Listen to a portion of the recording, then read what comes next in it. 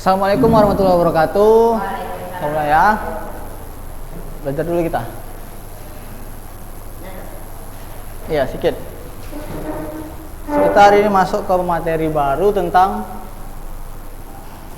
cerita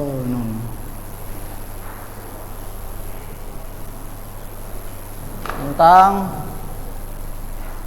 teks. Habis semua tintanya.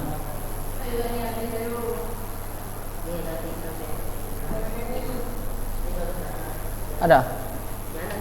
Pinjam ya.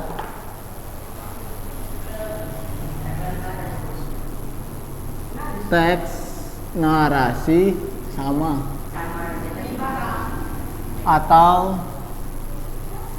sama aja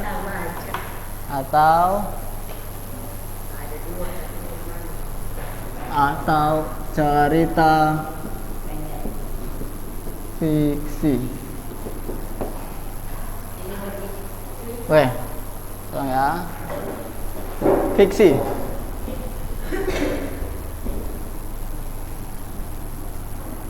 Ini hari tanggal berapa hari ini? Nggak nampak ya.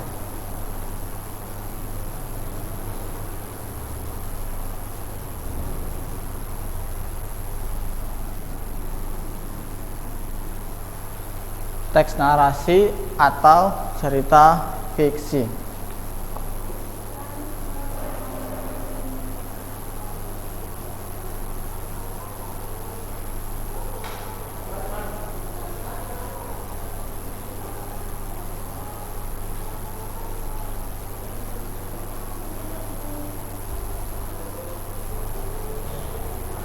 Teks narasi ini pengertian dulu, pengertiannya. Teks narasi adalah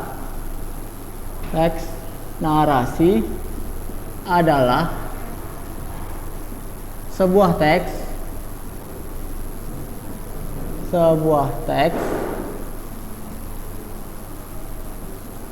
yang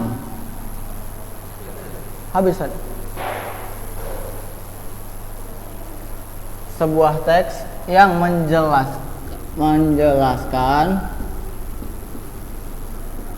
menjelaskan peristiwa. Teks narasi adalah sebuah teks yang menjelaskan peristiwa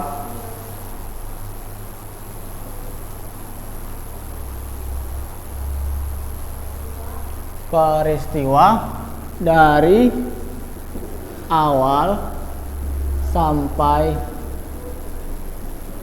akhir.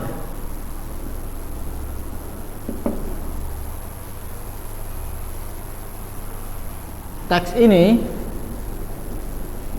ini bersifat fiksi.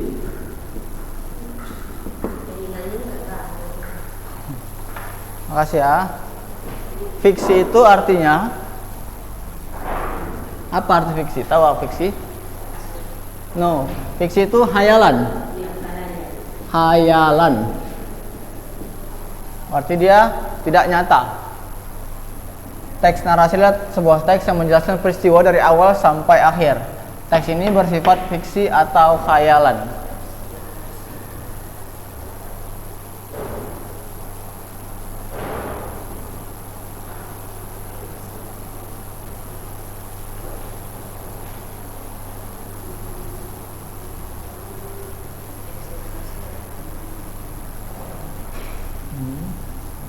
Udah, lalu ke rangkaian peristiwa. Ini sambungannya ya. Rangkaian peristiwa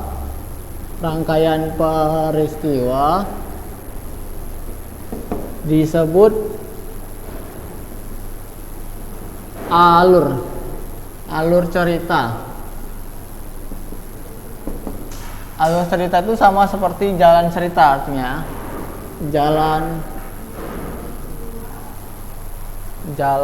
cerita.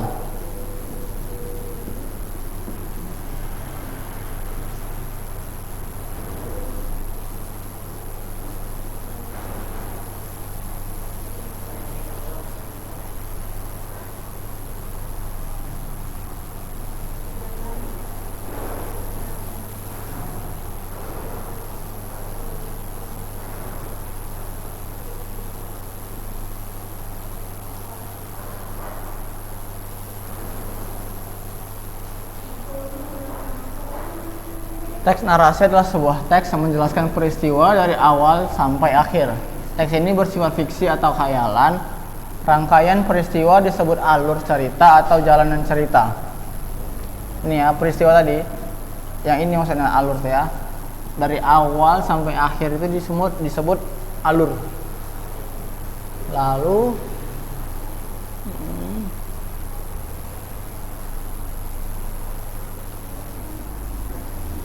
cerita di dalam teks ini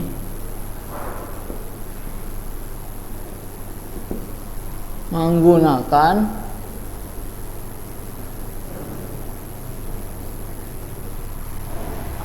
alur sebab akibat. Ini diingat ya, sebab akibat. Kalau dia cerita narasi berarti dia sebab akibat. Misalnya tentang teksnya seperti tentang Malik Kundang. Contohnya kan Malik Kundang. Berarti kenapa Malik Kundang dikutuk jadi batu? Sebabnya itu karena dia durhaka kepada orang tuanya. Akibatnya dia dikutuk jadi batu itu. Pokoknya kalau misalnya ceritanya narasi bersifat khayalan, berarti dia disebut cerita fiksi atau narasi ya.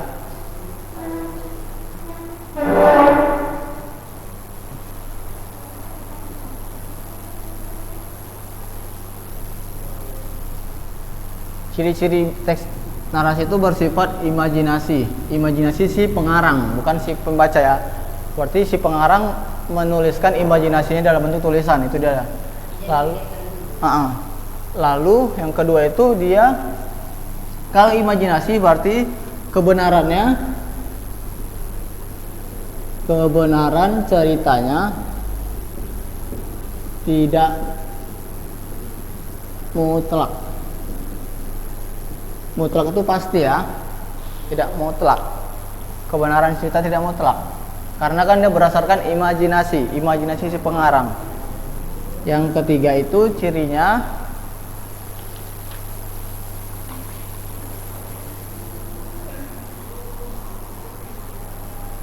bahasanya itu konotatif. Konotatif ini maksudnya itu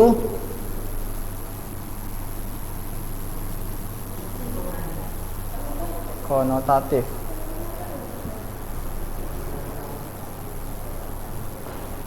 Bahasanya konotatif berarti bersifat tidak sebenarnya. Contohnya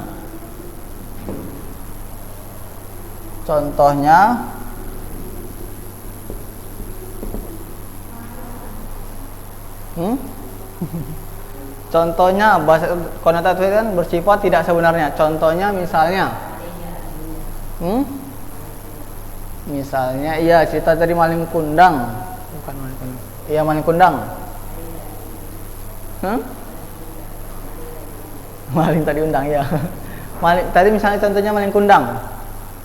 Dia di cerita tersebut dijelaskan kan sebagai anak yang sombong.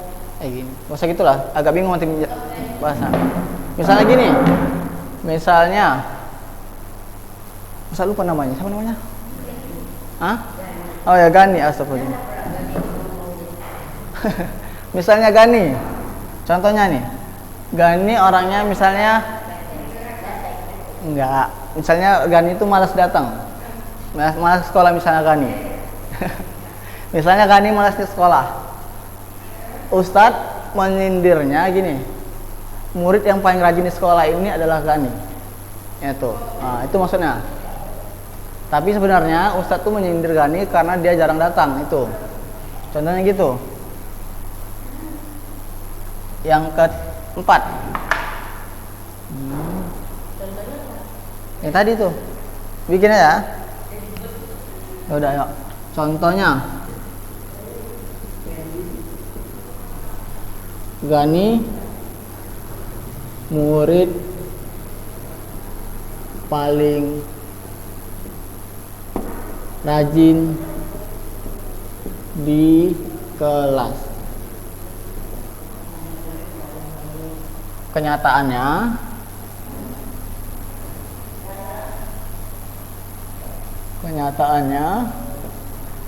Gani murid paling malas. Kan ini contoh. Padahal aslinya kan enggak.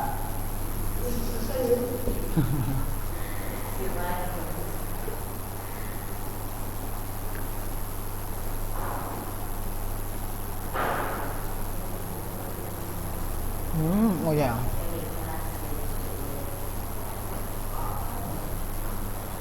Contoh yang terakhir itu dia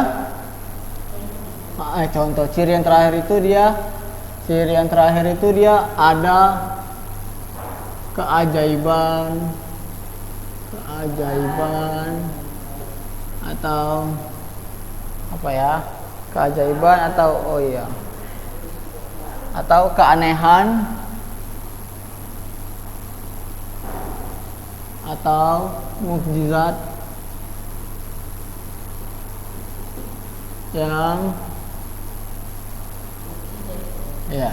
yang dialami oleh tokoh. Contohnya tadi tuh kayak Mani Kundang, dia bisa dikutuk jadi batu.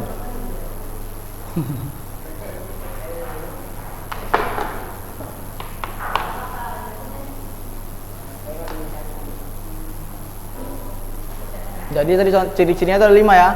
Ada 4. Yang pertama itu bersifat imajinasi. Terus kebenaran cerita tidak mutlak. Mutlak itu tadi tidak pasti ya. Terus bahasanya konotatif. Konotatif itu bersifat tidak sebenarnya. Contohnya itu Gani murid paling rajin di kelas, padahal kenyataannya Gani murid paling malas. Contohnya dan rajin.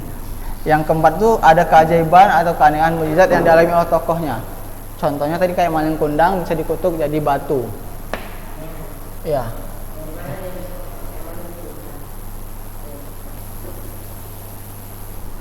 Jenis-jenis narasi itu sebenarnya ada 2. Yang pertama itu prosa lama. Prosa lama pengertiannya adalah karya sastra yang penulisannya belum dipengaruhi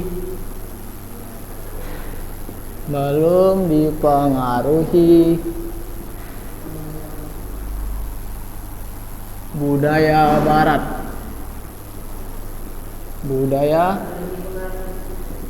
Pengaruhi oleh budaya barat. Prosa lama ini terbagi 2 lagi. Prosa lama terbagi 2.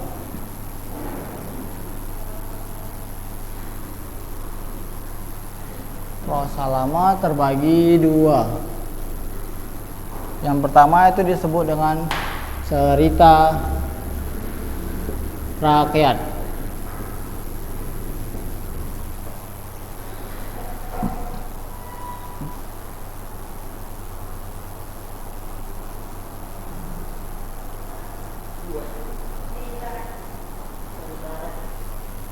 Cerita rakyat itu contohnya kayak legenda, mitos, apa lagi?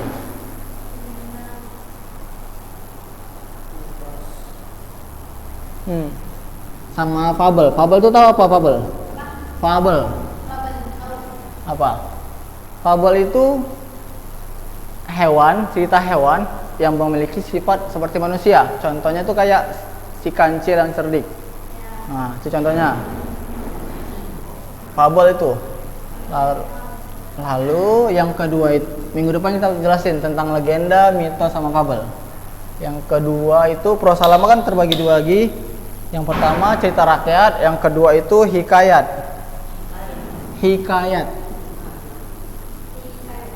hikayat. Hikayat ini sebenarnya sama seperti cerita rakyat, hanya saja kalau hikayat ini dia menggunakan bahasa Melayu. Hikayat itu cerita rakyat menggunakan bahasa Melayu.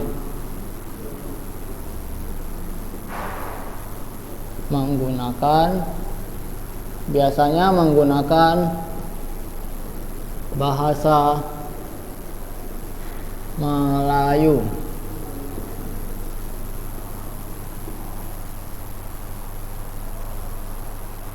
Lalu kalau ada prosa lama berarti ada prosa lawan prosa lama. Lama berarti lawannya baru kan? Prosa baru.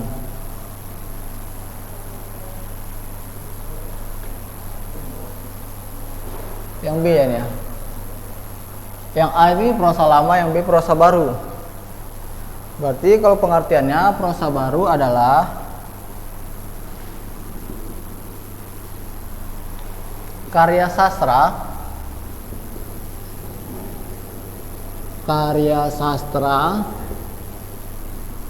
yang penulisannya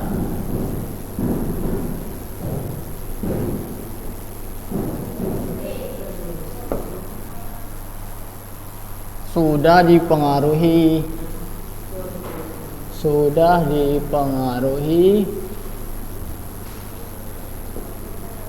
oleh budaya Barat.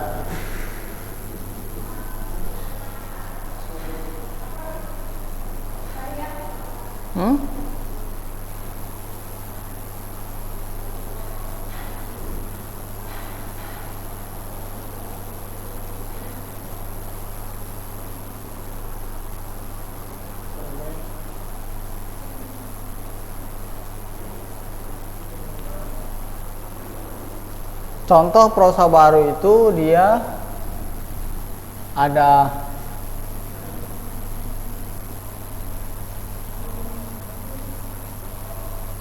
cerpen. Yap. Cerpen dan juga cerita pendek. Yang kedua itu ada novel. Minggu depan kita membahas tentang prosa lama dengan prosa baru, pengertiannya ya, legenda, mitos, fabel, hikayat, cerpen, sama novel. Hari ini kita pembahasannya tentang bagian-bagiannya aja dulu. Cerpen ya, cerita pendek.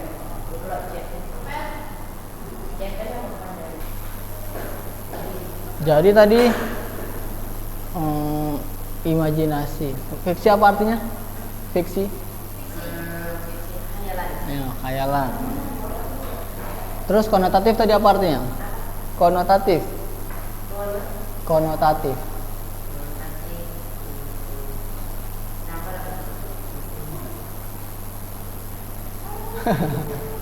Konotatif itu bukan makna yang bukan sebenarnya. Tadi contohnya kayak Gani. Kenyataan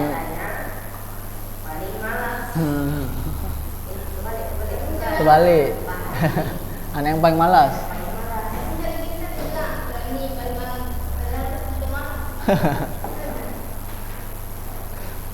Lalu diingat itu ya materinya ya.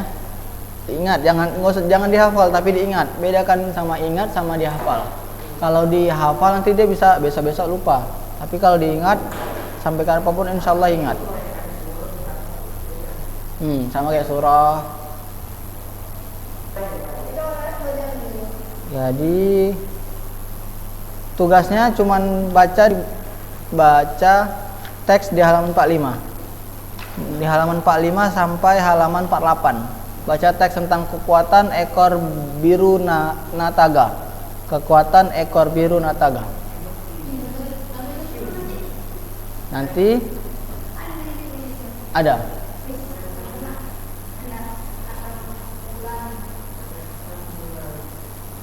Nanti ya nanti dibaca teksnya, lalu nanti minggu depan Ustaz tanya tentang apa ceritanya ya.